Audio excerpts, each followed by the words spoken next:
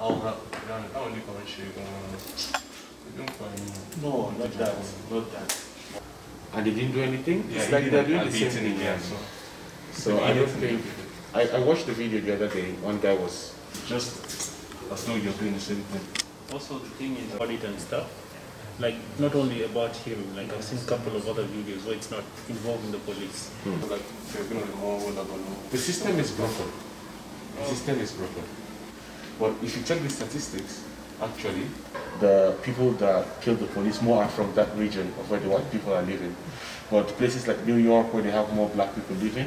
Meydanında düzenlenen ve 15.000 kişinin katıldığı gösteride polis şiddeti ve ırkçılık protesto edildi.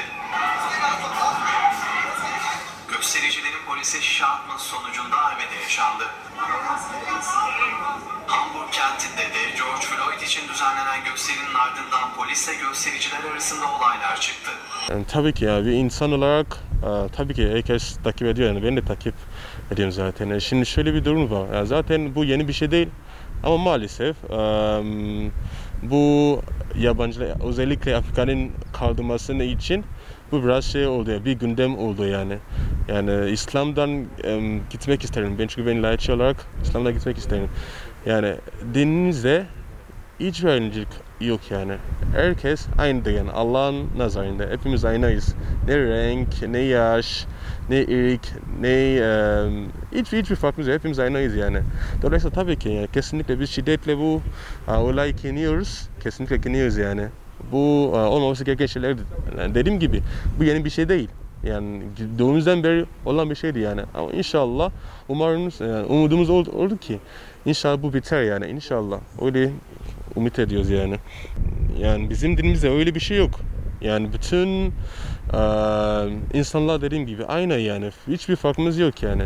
Örnekten, ırkten hiçbir farkımız yok. Böyle bir şey olmaması gerekiyor demiştik zaten. Ama maalesef oluyordu yani. Bunlar inanmadıkları için böyle bir şey yapmaktadırlar. Ama dediğim gibi umarım bu tür düşünceler, bu tür zihniyetler biter yani ve değişirler inşallah. Olmaması gereken bir şeydi bunlar yani. Olmazsa çok mükemmel olur yani, ama maalesef her yerde var yani bu tür gibi şeyler, ama orada biraz daha fazla olduğunu söyleyebiliriz yani, ama dediğim gibi her yerde var ya maalesef. İnşallah biter yani bir gün. Aslında bu ilk defa bir tepki değil, ama bu biraz farklı olduğu için çoğu insanlar bu ilk defa olduğunu düşünüyorlar. Halbuki öyle değil. Ben bu tepki tabii ki ben de şiddetle kınıyorum. Hatta biz arkadaşlar böyle bir şey düşünmüştük. Protesto mu yapalım falan filan Antep'te, ama bildiğiniz gibi yani korona var ve herkes, çoğu öğrenciler Antep'te değiller. Dolayısıyla böyle bir şey gerçekleştiremedik burada. Ama şiddetle kınıyoruz ve onu yapanlar da, yani protesto yapanlar da onlar destekliyoruz. Eğer kabinemizle, eğer şeylerimizle onları destekliyoruz yani. Şiddetle kınıyoruz yani bu ülkçiliği yapanlar ve onu destekleyen yani. Şiddetle kınıyoruz. Şimdi biz takip ediyoruz tabii ki. Bu tüm dünyadaki yaşayan siyahiler için önemli bir durum. Amerika'da ve Avrupa'daki bazı ülkelerde böyle şeyler oluyor zaten. Böyle sıkıntılar var. Yeni bir şey değil. Bu sadece siyahilerin uyandırmak için bir ölüm olacak. Maalesef olmasaydı, ama maalesef oldu. Şimdi siyahiler olarak bu dünyada biz seçmedik yani siyah olmak. Bir de zaten siyah olmak güzel bir şeydir benim açımda. Ki zaten aynıyız. Yani böyle şeyler olmasına gerek yok aslında. Yani ayrımcılık, yani siyah, beyaz, ne bileyim Afrikalı olmayan bir insan. Takip ediyoruz ve üzülüyoruz tabii. Biz de keşke biz de yürüyüşe çıkabilsek, protesto yapabilsek, ama böyle bir şey yok Türkiye'de.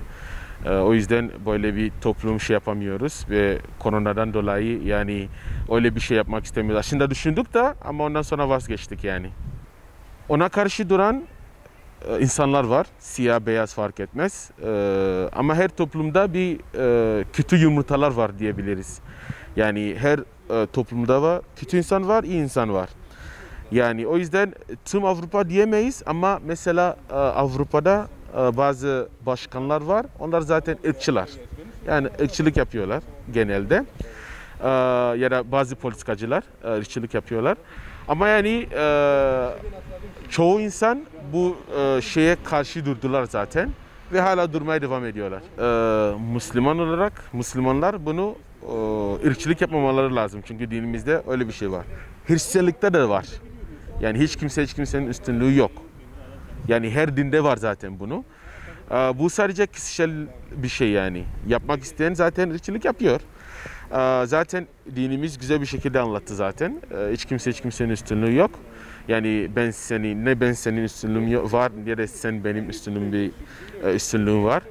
Herkes eşittir yani. Keşke herkes dinine göre hareket edebilirse yani bu sıkıntı olmazdı zaten. Tabii ki böyle Amerika gibi ya da diğer Avrupa ülkeler gibi olmaz tabii ki. Yani bana Türkiye mi desin ya da başka Avrupa ülke mi desin ya da Amerika mı desin, tabii ki orada hiç yaşamak istemem. Mesela nerede yaşamak istiyorsan, nerede yaşarsan yaşa, bir gün bir kişi çıkıp orada ait olmadığını gösterir size. Kesinlikle yani söylediğim gibi her toplumda iyi insan var, kötü insanlar da var. Ama Türkiye'de mesela Amerika'dakilere sorsanız mesela onlar ne bileyim 10 günde 8 günde böyle bir şey yaşıyorlar. Biz de mesela ayda bir öyle bir şey yaşıyoruz yani tabii ki. Sürekli takip ediyorum bu tarz şeyleri. Senelerdir Amerika'da ve birçok ülkelerde yaşanan bir şeydir. Ama en son olay dünya olaya çıkmıştır çünkü herkes görebildi apacık neler olduğunu Amerika'da falan.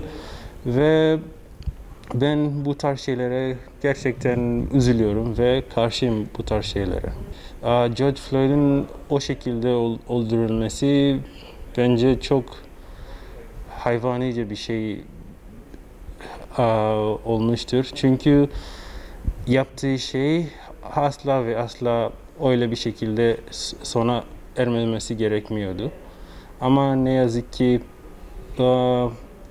bu tarz şeyler yeni değil ve senelerdir siyahi insanlar bu tarz durumlarda karşı karşı geliyor ve maalesef öyle oldu.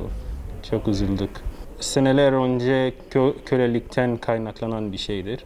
Çünkü 400-500 seneler önce Afrika'dan alınıp Avrupa'ya, ülkeye, bazı Suudi Arabistan ülkelerde köle olarak birçok siyahi insanlar götürülüyor. Ve hep siyahi insanlar kendileri siyah insanlardan daha üstün oldukları için öyledir. Ve maalesef nesiller bunu çocuklarına öğretmişler ve bu hale geldi. Kesinlikle doğru değildir.